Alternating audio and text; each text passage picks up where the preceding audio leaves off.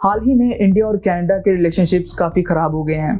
इन्होंने आपस में वीज़ा एक्सेप्ट करने बंद कर दिए हैं, मतलब यहाँ से और वहाँ से कोई भी अब आ जा नहीं सकता कुछ टाइम के लिए। पर देखा जाए आज के टाइम पर, जहाँ इंडिया की ग्रोथ को देखते हुए, इंडिया के बढ़ते हुए बिजनेस को देखते हुए, जहाँ सारी दुनिया इंडिया के साथ एक अच्छा रिलेशन बना के रखना चाहती है और इनके साथ बिजनेस करना चाहती है, वहीं पर कनाडा हमसे पंगे क्यों ले रहा है? और इन सभी के बीच में हरदीप सिंह निज्जर का क्या रोल है, इसके बारे में भी हम जानेंगे इस वीडियो में। Murder of Sikh leader Hardeep Singh Nijjar. Jaishankar calls out Canada over supporting Khalistani. Killing of Khalistani separatist Hardeep Singh Nijjar. Large numbers of Khalistanis and supporters coming out there fearlessly with their flag. तो Justin ट्रूडेो जो Canada का prime minister है, उसने हरदीप सिंह निज्जर की मौत का जिम्मेदार सीधा सीधा इंडिया को ठहराया अपने भाषण में। Allegations of a potential link between agents of the government of India and the killing of a Canadian citizen, Hardeep Singh Nijjar.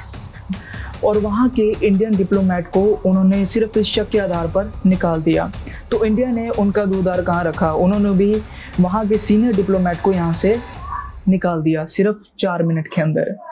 जो हरदीप सिंह निज्जर का मामला है, इसके चलते जस्टिन ट्रूडेो ने इंडिया के साथ अपने रिलेशन बहुत ज़्यादा ख़राब कर लिए हैं। जो बिज़नेस डील्स आगे होने वाली थी कनाडा के साथ, उसको भी रोक दिया है और आगे जो बिज़नेस के प्लान्स बन रहे थे उनको भी इसने खारिज कर दिया है।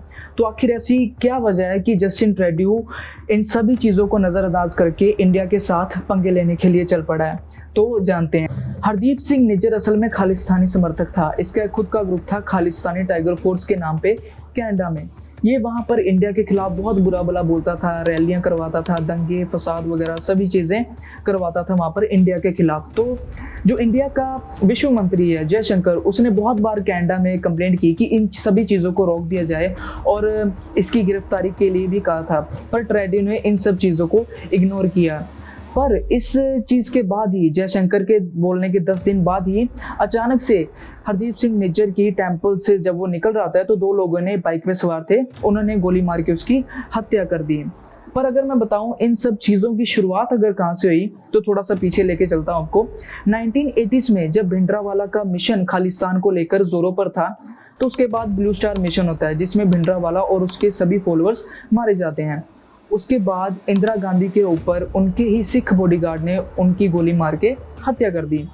इसके बाद पंजाब और दिल्ली में बहुत ज़्यादा वायलेंस बढ़ जाता है, जिसको कंट्रोल करने के लिए पुलिस और मिलिट्री को 10 साल तक का टाइम लगता है। केपीएस गिल जैसे और उनके जैसे और महान, जो मतलब महान नहीं, बहादुर कहूँगा, बहादुर अफसर, उनको काफ़ी टाइम लग जाता है। वो चुन चुन कर इन सभी चीज़ों को ख़त्म करते हैं और कंट्रोल लाने की कोशिश करते हैं। ये वही टाइम था जब बहुत सारे खालिस्तानी जो समर्थक थे वो देश छोड़ के भाग रहे थे। उनमें से ही हरदीप सिंह निज्जर का भी नाम था। ये कनाडा में इलीगल पासपोर्ट के जरिए दाखिल होता है रविशंकर के नाम से।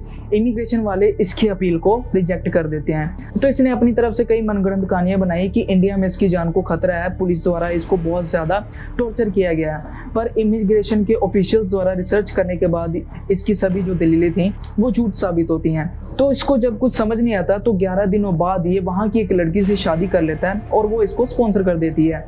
पर अगर मैं बताऊं, वो जो लड़की थी उसको भी उसके हस्बैंड ने 1 साल पहले स्पॉन्सर किया था। इसने कनाडा में जाते ही प्लम्बर का काम शुरू किया, पर इसकी जो सोच थी खालिस्तान को लेकर वो बरकरार थी। तो इसने गुरु प्रताप सिंह का Sikh for justice group join किया। उसके बाद इसने जगतार सिंह तारा का भी खालसा इंटरनेशनल कुछ ऐसा ग्रुप था, उसको भी ज्वाइन किया। उसके बाद इसने अपना खुद का ग्रुप चालू किया जिसकी मैंने स्टार्टिंग में बात की, खालसा टाइगर फोर्स के नाम से।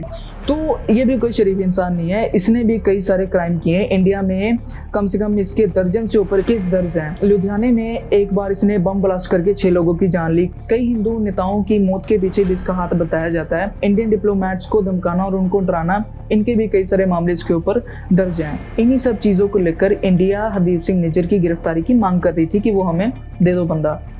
पर ट्रूडेो को ये बात समझ ही नहीं आ रही थी। वो इसके बहाने ये बोलता था कि हम किसी भी पीसफुल मार्च को नहीं रोक सकते, यहाँ पर फ्रीडम टू स्पीच है, हर एक किसी को बोलने का अधिकार है। पर मैं अगर आपको बताऊं कि ट्रूडेो ऐसा क्यों बोल रहा है तो आप भी हैरान हो जाएंगे। ट्रूडेो की जो लिबरल पार्टी है वो खुद से सत्ता में नहीं आई, उसको अपनी सरकार चलाने के लिए एनडीपी का सपोर्ट लेना पड़ रहा है, नेशनल डेमोक्रेटिक पार्टी का।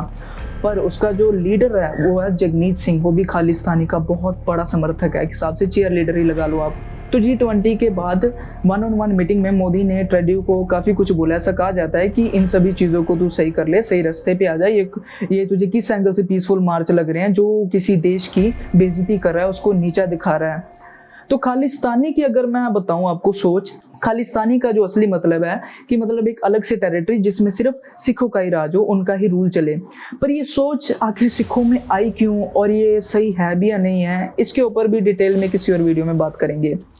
बाकी अगर मैं टॉपिक पे वापस आऊं तो मोदी के काफ़ी समझाने के बावजूद इसने उसके बाद भाषण में इंडिया के ऊपर इल्ज़ाम लगाया हरदीप सिंह निज्जर की मौत को लेकर। अभी तो ट्रेड बिजनेस और काफ़ी आगे जो बिजनेस डील्स होने वाली थी वो भी अभी बंद हो गई हैं कनाडा के साथ, और वीज़ा एक्सेप्ट करने भी बंद कर दिए हैं। बाकी आप इस सिचुएशन के बारे में क्या सोचते हैं मुझे कमेंट में ज़रूर बताइएगा। बाकी इस वीडियो को देखने के लिए बहुत बहुत धन्यवाद। और एक और चीज़, सब्सक्राइब जरूर कर लीजिए और ऐसी अमेजिंग इन्फॉर्मेशन के लिए।